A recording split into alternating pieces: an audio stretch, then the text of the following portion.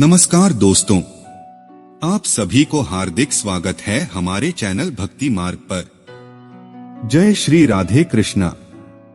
श्रीमद् भागवत गीता में कही गई भगवान श्री कृष्ण की बातें आज भी हमारे जीवन में आगे बढ़ते रहने की प्रेरणा देती है। ऐसे में किसी भी परेशानी का हल पाने और जीवन में सफलता पाने के लिए भागवत गीता की बातों को हर रोज सुनना चाहिए। माना जाता है कि जो भी व्यक्ति भगवत गीता के इन अनमोल विचारों का अपने जीवन में अनुसरण कर लेता है, वह हर काम में अवश्य ही सफलता को प्राप्त कर लेता है। तो दोस्तों, आज हम सुनेंगे भगवत गीता के 3 अध्याय से लेकर 5वें अध्याय तक। तो चलिए शुरू करते हैं। श्रीमद् भगवत गीता 3 अध्याय कर्मयोग। अर्जुन बोले, हे जनार्दन, यदि आपको कर्म की अपेक्षा ज्ञान श्रेष्ठ मान्य है तो फिर हे केशव, मुझे भयंकर कर्म में क्यों लगाते हैं? आप मिले हुए वचनों से मेरी बुद्धि को मानो मोहित कर रहे हैं। इसलिए उस एक बात को निश्चित करके कहिए जिससे मैं कल्याण को प्राप्त हो जाऊं। श्री भगवान बोले, हे निष्पाप, इस लोक में 2 प्रकार की निष्ठा मेरे द्वारा पहले कही गई है। उनमें से सांख्य योगियों की निष्ठा तो ज्ञान योग से और योगियों की निष्ठा कर्म योग से होती है। मनुष्य न तो कर्मों का आरंभ किए बिना निष्कर्मता को यानी योग निष्ठा को प्राप्त होता है और न कर्मों के केवल त्याग मात्र से सिद्धि यानी सांख्य निष्ठा को ही प्राप्त होता है। निःसंदेह कोई भी मनुष्य किसी काल में क्षण मात्र भी बिना कर्म किए नहीं रहता, क्योंकि सारा मनुष्य समुदाय प्रकृति जनित गुणों द्वारा परवश हुआ कर्म करने के लिए बाध्य किया जाता है। जो मूढ़ बुद्धि मनुष्य समस्त इंद्रियों को हठपूर्वक ऊपर से रोककर मन से उन इंद्रियों के विषयों का चिंतन करता रहता है, वह मिथ्याचारी अर्थात दंभी कहा जाता है। किंतु हे अर्जुन, जो पुरुष मन से इंद्रियों को वश में करके अनासक्त हुआ समस्त इंद्रियों द्वारा कर्मयोग का आचरण करता है, वही श्रेष्ठ है।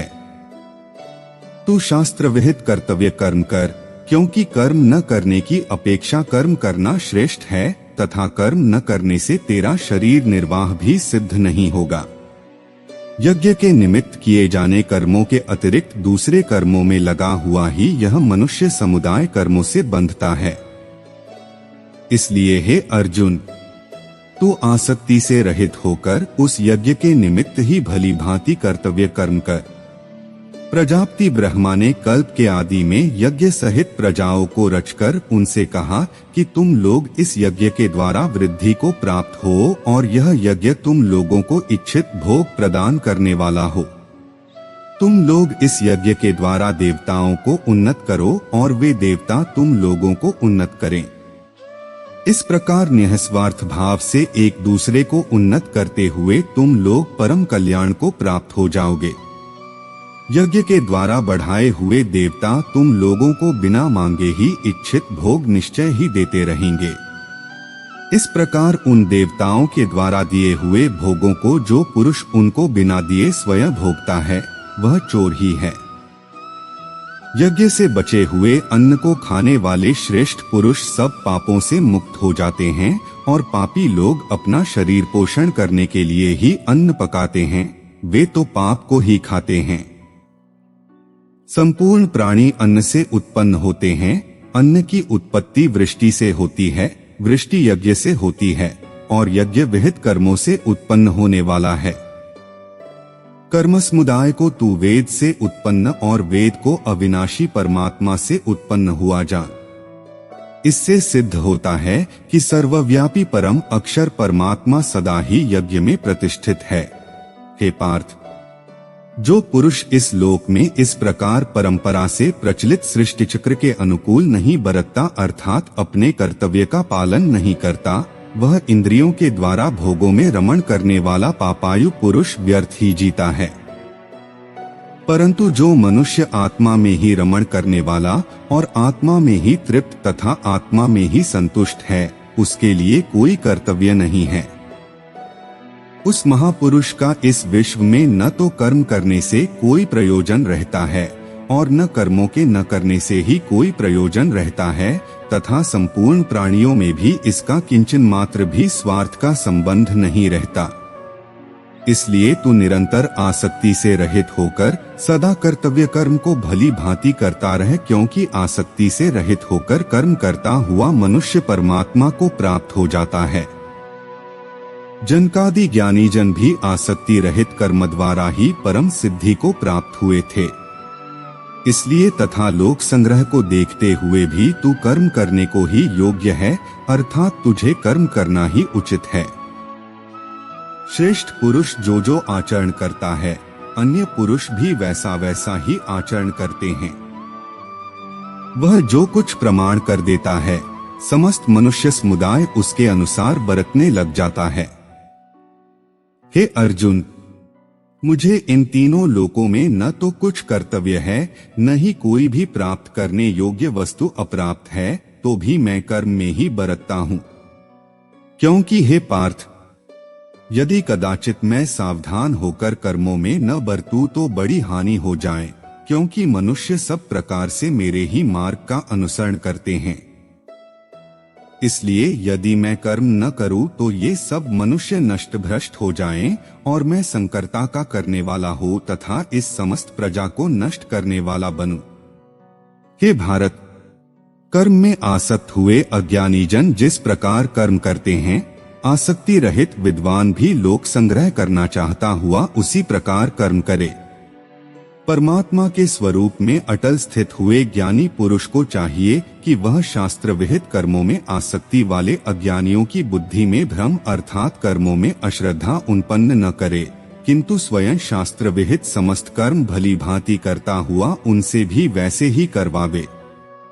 वास्तव में संपूर्ण कर्म सब प्रकार से प्रकृति के गुणों द्वारा किए जाते हैं, तो भी जिसका अंतःकरण अहंकार से मोहित हो रहा, ऐसा अज्ञानी मैं करता हूँ ऐसा मानता है। परंतु हे महाबाहो, गुण विभाग और कर्म विभाग के तत्व को जानने वाला ज्ञानयोगी संपूर्ण गुण ही गुणों में बरत रहे हैं, ऐसा समझकर उनमें आसक्त नहीं होता। प्रकृति के गुणों से अत्यंत मोहित हुए मनुष्य गुणों में और कर्मों में आसक्त रहते हैं। उन पूर्णतया न समझने वाले मंदबुद्धि अज्ञानियों को पूर्णतया जानने वाला ज्ञानी विचलित न करे। मुझ अंतर्यामी परमात्मा में लगे हुए चित्त द्वारा संपूर्ण कर्मों को मुझ में अर्पण करके आशा रहित, ममता रहित और संताप रहित होकर युद्ध कर। जो कोई मनुष्य दोष दृष्टि से रहित और श्रद्धायुक्त होकर मेरे इस मत का सदा अनुसरण करते हैं, वे भी संपूर्ण कर्मों से छूट जाते हैं। परंतु जो मनुष्य मुझ में दोषारोपण करते हुए मेरे इस मत के अनुसार नहीं चलते हैं, उन मूर्खों को तू संपूर्ण ज्ञानों में मोहित और नष्ट हुए ही समझ। सभी प्राणी प्रकृति को प्राप्त होते हैं, अर्थात अपने स्वभाव के परवश हुए कर्म करते हैं। ज्ञानवान भी अपनी प्रकृति के अनुसार चेष्टा करते हैं। फिर इसमें किसी का हठ क्या करेगा। इंद्रिय के अर्थ में अर्थात प्रत्येक इंद्रिय के विषय में राग और द्वेष छिपे हुए स्थित हैं। मनुष्य को उन दोनों के वश में नहीं होना चाहिए, क्योंकि वे दोनों ही इसके कल्याण मार्ग में विघ्न करने वाले महान शत्रु हैं। अच्छी प्रकार आचरण में लाए हुए दूसरे के धर्म से गुण रहित भी अपना धर्म अति उत्तम है। अपने धर्म में तो मरना भी कल्याणकारक है और दूसरे का धर्म भय को देने वाला है। अर्जुन बोले, हे कृष्ण, तो फिर यह मनुष्य स्वयं न चाहता हुआ भी बलात् लगाए हुए की भांति किससे प्रेरित होकर पाप का आचरण करता है। श्री भगवान बोले, रजोगुण से उत्पन्न हुआ यह काम ही क्रोध है। यह बहुत खाने वाला अर्थात भोगों से कभी न अघाने वाला और बड़ा पापी है। इसको ही तू इस विषय में वैरी जान। जिस प्रकार धुएं से अग्नि और मैल से दर्पण ढका जाता है तथा जिस प्रकार जेर से गर्भ ढका रहता है, वैसे ही उस काम के द्वारा यह ज्ञान ढका रहता है। और हे अर्जुन, इस अग्नि के समान कभी न पूर्ण होने वाले कामरूप ज्ञानियों के नित्य वैरी के द्वारा मनुष्य का ज्ञान ढका हुआ है। इंद्रिया, मन और बुद्धि ये सब वास स्थान कहे जाते हैं। यह काम इन मन, बुद्धि और इंद्रियों के द्वारा ही ज्ञान को आच्छादित करके जीवात्मा को मोहित करता है। इसलिए हे अर्जुन, तू पहले इंद्रियों को वश में करके इस ज्ञान और विज्ञान का नाश करने वाले महान पापी काम को अवश्य ही बलपूर्वक मार डाल। इंद्रियों को स्थूल शरीर से पर यानी श्रेष्ठ, बलवान और सूक्ष्म कहते हैं। इन इंद्रियों से पर मन है, मन से भी पर बुद्धि है, और जो बुद्धि से भी अत्यंत पर है वह आत्मा है। इस प्रकार बुद्धि से पर अर्थात सूक्ष्म, बलवान और अत्यंत श्रेष्ठ आत्मा को जानकर और बुद्धि के द्वारा मन को वश में करके, हे महाबाहो, तू इस कामरूप दुर्जय शत्रु को मार डाल। इस प्रकार उपनिषद, ब्रह्म विद्या तथा योग शास्त्र रूप श्रीमद् भगवद गीता के श्री कृष्ण अर्जुन संवाद में कर्मयोग नामक तृतीय अध्याय संपूर्ण हुआ। श्रीमद् भगवद गीता चौथा अध्याय, ज्ञान कर्म संन्यासयोग। श्री भगवान बोले, मैंने इन अविनाशी योग को सूर्य से कहा था, सूर्य ने अपने पुत्र वैवस्वत मनु से कहा और मनु ने अपने पुत्र राजा इक्ष्वाकु से कहा। हे परंतप अर्जुन, इस प्रकार परंपरा से प्राप्त इस योग को राजर्षियों ने जाना, किंतु उसके बाद वह योग बहुत काल से इस पृथ्वी लोक में लुप्त प्राय हो गया। तू मेरा भक्त और प्रिय सखा है, इसलिए यह पुरातन योग आज मैंने तुझे कहा है, क्योंकि यह बड़ा ही उत्तम रहस्य है, अर्थात गुप्त रखने योग्य विषय है। अर्जुन बोले, आपका जन्म तो अर्वाचीन अभी हाल ही का है और सूर्य का जन्म बहुत पुराना है, अर्थात कल्प के आदि में हो चुका था। तब मैं इस बात को कैसे समझूं कि आप ही ने कल्प के आदि में यह योग कहा था। श्री भगवान बोले, हे परंतप अर्जुन, मेरे और तेरे बहुत से जन्म हो चुके हैं, उन सबको तू नहीं जानता, किंतु मैं जानता हूँ। मैं अजन्मा और अविनाशी स्वरूप होते हुए भी तथा समस्त प्राणियों का ईश्वर होते हुए भी अपनी प्रकृति को अधीन करके अपनी योग माया से प्रकट होता हूँ। हे भारत, जब जब धर्म की हानि और अधर्म की वृद्धि होती है, तब तब ही मैं अपने रूप को रचता हूँ, अर्थात साकार रूप से लोगों के सम्मुख प्रकट होता हूँ। साधु पुरुषों का उद्धार करने के लिए, पाप कर्म करने वालों का विनाश करने के लिए और धर्म की अच्छी तरह से स्थापना करने के लिए मैं युग युग में प्रकट हुआ करता हूँ। हे अर्जुन, मेरे जन्म और कर्म दिव्य अर्थात निर्मल और अलौकिक हैं। इस प्रकार जो मनुष्य तत्व से जान लेता है, वह शरीर को त्याग कर फिर जन्म को प्राप्त नहीं होता, किंतु मुझे ही प्राप्त होता है। पहले भी जिनके राग, भय और क्रोध सर्वथा नष्ट हो गए थे और जो मुझ में अनन्य प्रेम पूर्वक स्थिर रहते थे, ऐसे मेरे आश्रित रहने वाले बहुत से भक्त उपर्युक्त ज्ञानरूप तप से पवित्र होकर मेरे स्वरूप को प्राप्त हो चुके हैं। हे अर्जुन, जो भक्त मुझे जिस प्रकार भजते हैं, मैं भी उनको उसी प्रकार भजता हूँ, क्योंकि सभी मनुष्य सब प्रकार से मेरे ही मार्ग का अनुसरण करते हैं। इस मनुष्य लोक में कर्मों के फल को चाहने वाले लोग देवताओं का पूजन किया करते हैं, क्योंकि उनको कर्मों से उत्पन्न होने वाली सिद्धि शीघ्र मिल जाती है। ब्राह्मण, क्षत्रिय, वैश्य और शूद्र, इन चार वर्णों का समूह गुण और कर्मों के विभाग पूर्वक मेरे द्वारा रचा गया है। इस प्रकार उस सृष्टि रचनादि कर्म का कर्ता होने पर भी मुझ अविनाशी परमेश्वर को तू वास्तव में अकर्ता ही जान। कर्मों के फल में मेरी स्पृहा नहीं है, इसलिए मुझे कर्म लिप्त नहीं करते। इस प्रकार जो मुझे तत्व से जान लेता है, वह भी कर्मों से नहीं बंधता। पूर्व काल में मुमुक्षुओं ने भी इस प्रकार जानकर ही कर्म किए हैं, इसलिए तू भी पूर्वजों द्वारा सदा से किए जाने वाले कर्मों को ही कर। कर्म क्या है और अकर्म क्या है, इस प्रकार इसका निर्णय करने में बुद्धिमान पुरुष भी मोहित हो जाते हैं। इसलिए वह कर्म तत्व मैं तुझे भली भांति समझाकर कहूँगा, जिसे जानकर तू अशुभ से अर्थात कर्म बंधन से मुक्त हो जाएगा। कर्म का स्वरूप भी जानना चाहिए और अकर्म का स्वरूप भी जानना चाहिए तथा विकर्म का स्वरूप भी जानना चाहिए, क्योंकि कर्म की गति गहन है, जो मनुष्य कर्म में अकर्म देखता और जो अकर्म में कर्म देखता है वह मनुष्यों में बुद्धिमान है, और वह योगी समस्त कर्मों को करने वाला है, जिसके संपूर्ण शास्त्र सम्मत कर्म बिना कामना और संकल्प के होते हैं, तथा जिसके समस्त कर्म ज्ञान रूप अग्नि के द्वारा भस्म हो गए हैं, उस महापुरुष को ज्ञानीजन भी पंडित कहते हैं। जो पुरुष समस्त कर्मों में और उनके फल में आसक्ति का सर्वथा त्याग करके संसार के आश्रय से रहित हो गया है और परमात्मा में नित्य तृप्त है, वह कर्मों में भली भांति बरतता हुआ भी वास्तव में कुछ भी नहीं करता। जिसका अंतःकरण और इंद्रियों के सहित शरीर जीता हुआ है और जिसने समस्त भोगों की सामग्री का परित्याग कर दिया है, ऐसा आशारहित पुरुष केवल शरीर संबंधी कर्म करता हुआ भी पापों को नहीं प्राप्त होता। जो बिना इच्छा के अपने आप प्राप्त हुए पदार्थ में सदा संतुष्ट रहता है, जिसमें ईर्ष्या का सर्वथा अभाव हो गया है, जो हर्ष शोक आदि द्वंद्वों में सर्वथा अतीत हो गया है, ऐसा सिद्धि और असिद्धि में सम रहने वाला कर्मयोगी कर्म करता हुआ भी उनसे नहीं बंधता। जिसकी आसक्ति सर्वथा नष्ट हो गई है, जो देहाभिमान और ममता रहित हो गया है, जिसका चित्त निरंतर परमात्मा के ज्ञान में स्थित रहता है, ऐसा केवल यज्ञ संपादन के लिए कर्म करने वाले मनुष्य के संपूर्ण कर्म भली भांति विलीन हो जाते हैं। जिस यज्ञ में अर्पण अर्थात श्रुवा आदि भी ब्रह्मा है और हवन किए जाने योग्य द्रव्य भी ब्रह्मा है, तथा ब्रह्मरूप कर्ता के द्वारा ब्रह्मरूप अग्नि में आहुति देना रूप क्रिया भी ब्रह्मा है, उस ब्रह्म कर्म में स्थित रहने वाले योगी द्वारा प्राप्त किए जाने वाले योग्य फल भी ब्रह्मा ही है।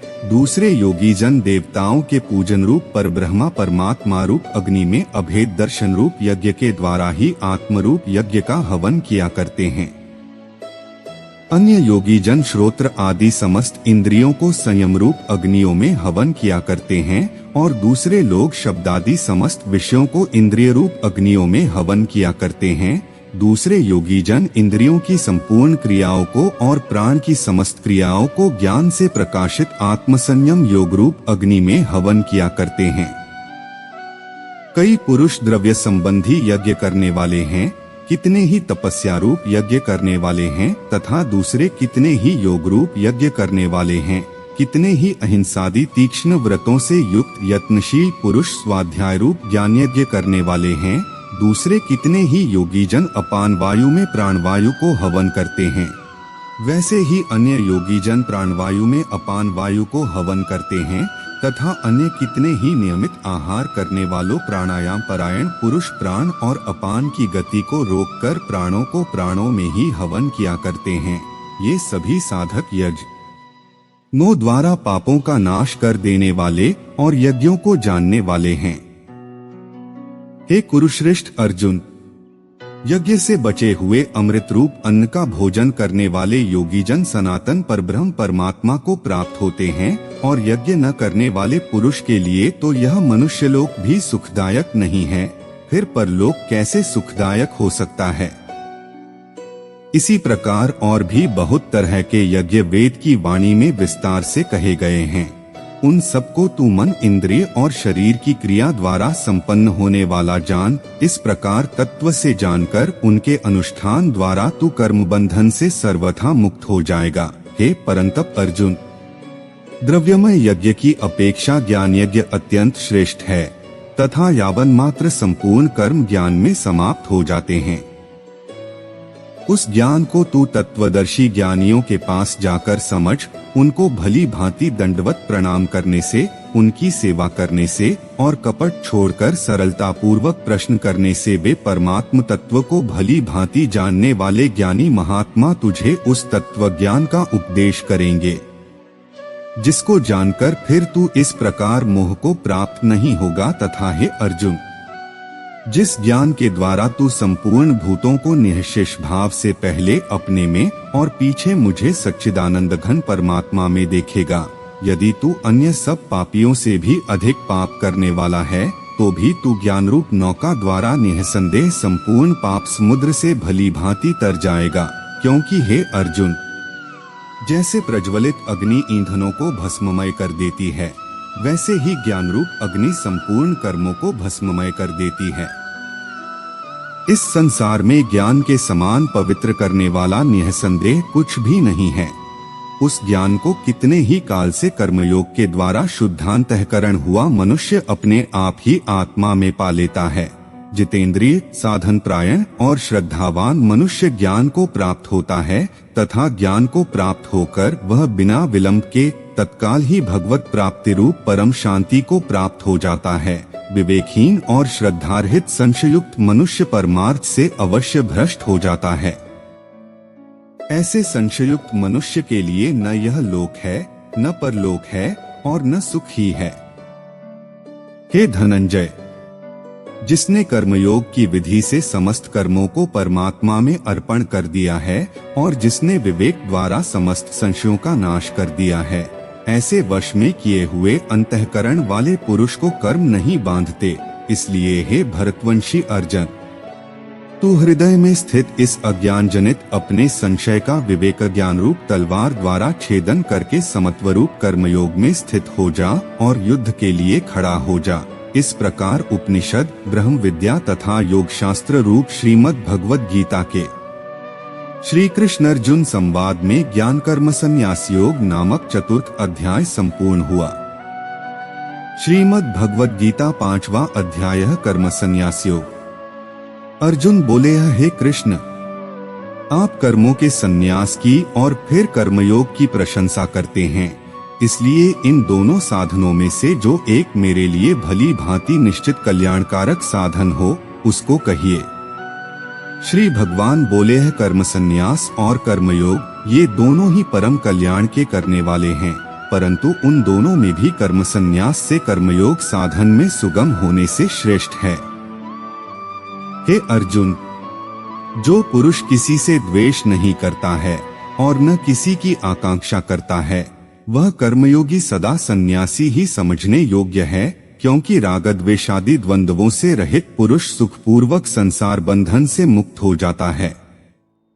उपर्युक्त सन्यास और कर्मयोग को मूर्ख लोग पृथक पृथक फल देने वाले कहते हैं, न कि पंडित जन, क्योंकि दोनों में से एक में भी समयक प्रकार से स्थित पुरुष दोनों के फलस्वरूप परमात्मा को प्राप्त होता है।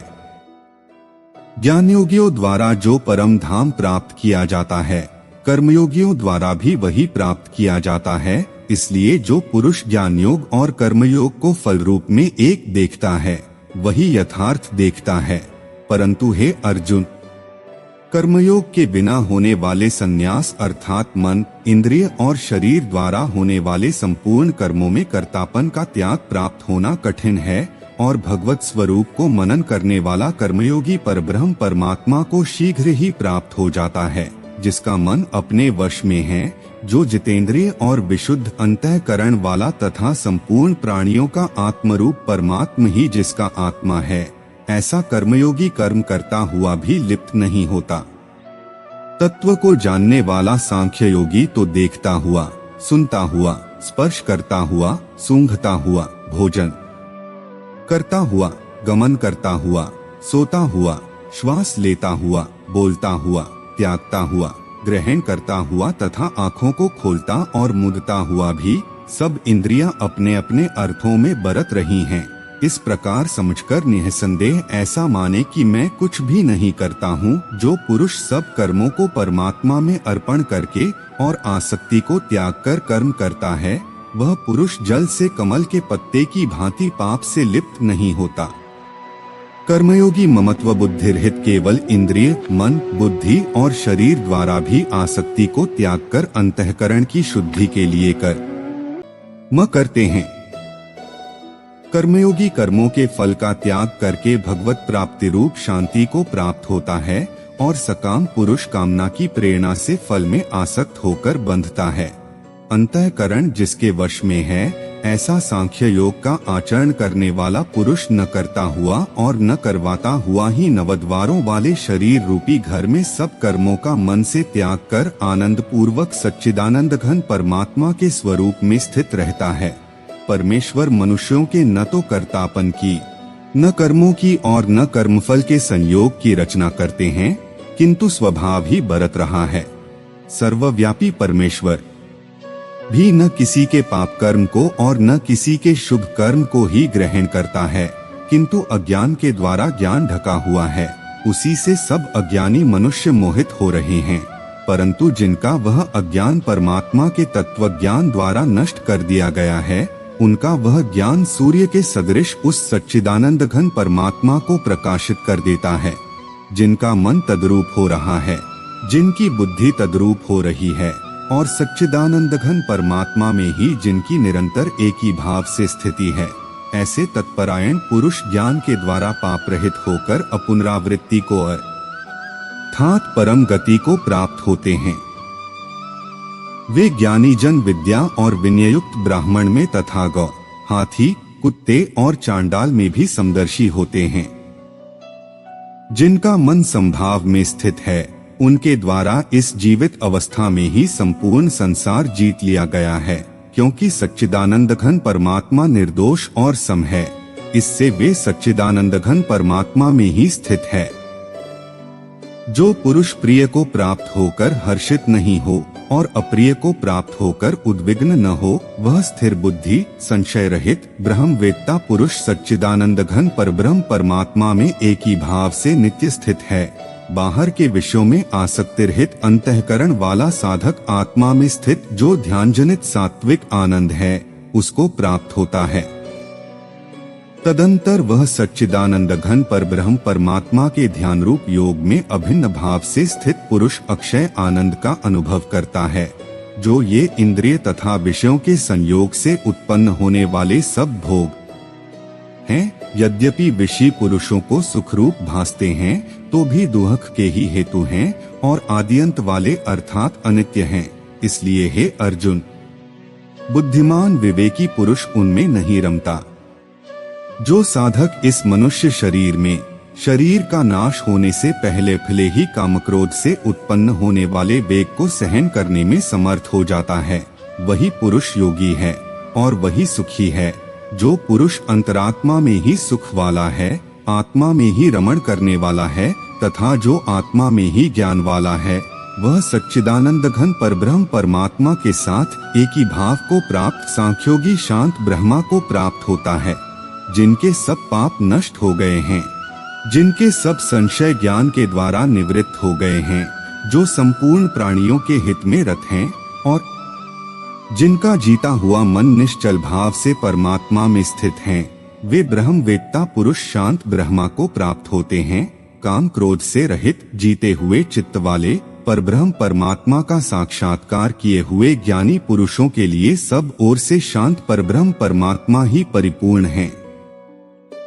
बाहर के विषय भोगों को न चिंतन करता हुआ बाहर ही निकालकर और नेत्रों की दृष्टि को भ्रिकुटी के बीच में स्थित करके तथा नासिका में विचरने वाले प्राण और अपान वायु को सम करके, जिसकी इंद्रिया, मन और बुद्धि जीती हुई हैं, ऐसा जो मोक्ष प्रायण मुनि इच्छा, भय और क्रोध से रहित हो गया है, वह सदा मुक्त ही है।